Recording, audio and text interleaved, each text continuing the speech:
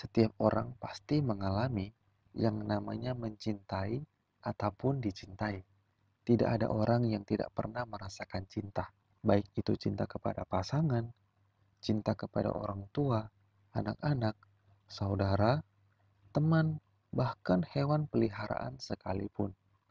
Semua pasti pernah merasakannya, termasuk tokoh-tokoh Alkitab. Salah satunya yaitu Abraham, yang kita kenal sebagai bapak orang percaya. Abraham memiliki wanita yang sangat dia cintai dan yang telah melahirkan anak baginya di masa tuanya, yaitu Sarah.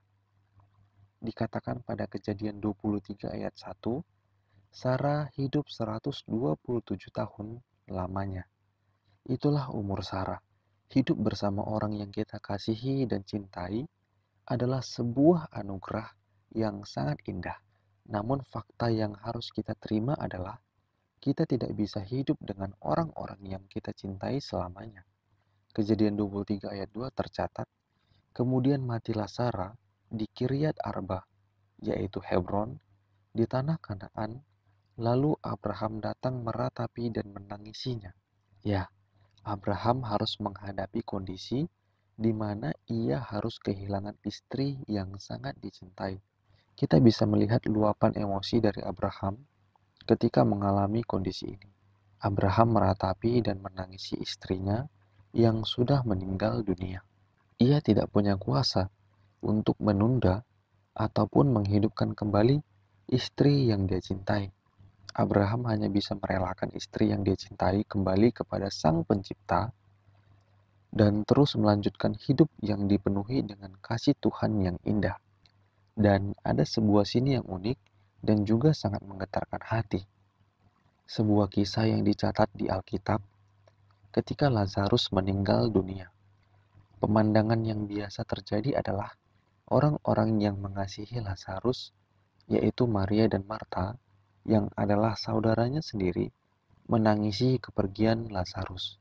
Tapi, ada pemandangan yang sangat luar biasa menakjubkan yang terjadi dan yang tercatat dalam Yohanes 11 ayat 35. Dikatakan, maka menangislah Yesus. Catatan ini memperlihatkan kepada kita bahwa Yesus yang adalah Tuhan sangat mengasihi Lazarus. Pada ayat 5 juga jelas dikatakan, Yesus memang mengasihi Marta dan kakaknya dan Lazarus.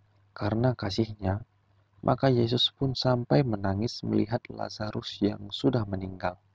Semua orang dan bahkan Yesus sendiri pun menangis dan bersedih ketika kehilangan orang yang dikasihi. Tapi firman Tuhan berkata dalam Mazmur 30 ayat 6, sepanjang malam ada tangisan, menjelang pagi terdengar sorak-sorai. Bagian ini mau mengatakan kepada kita bahwa Tuhan tidak ingin kita terus berlarut dalam kesedihan dan tidak akan membiarkan kita kehilangan harapan. Sehingga bagi kita, orang-orang yang percaya, duka cita hanyalah bersifat sementara. Karena Tuhan telah mempersiapkan sukacita yang indah bagi kita. Sama seperti mujizat yang Yesus lakukan ketika akhirnya membangkitkan Lazarus dari kematian. Awalnya, duka cita yang dialami. Tapi, setelahnya, meskipun tidak tercatat sukacita yang dialami secara khusus Maria dan Marta pada saat itu, tapi kita bisa simpulkan bahwa Maria dan Marta pasti bersukacita karena saudaranya telah hidup kembali. Cerita Abraham dengan Maria dan Marta mungkin sedikit berbeda karena ada yang dibangkitkan dan ada yang tidak.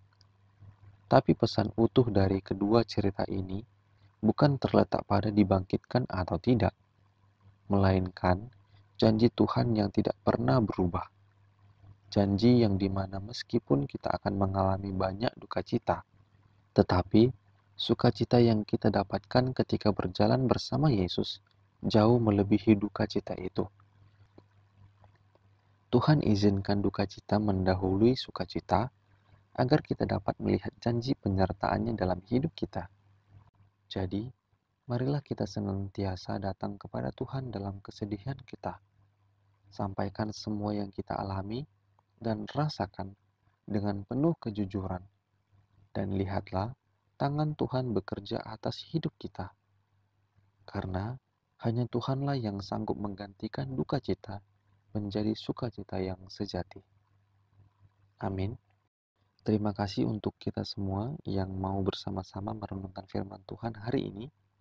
Kiranya damai sejahtera Tuhan kita Yesus Kristus senantiasa menaungi hati kita, kini, besok, dan sampai selama-lamanya. Selamat beraktivitas. Tuhan Yesus memberkati.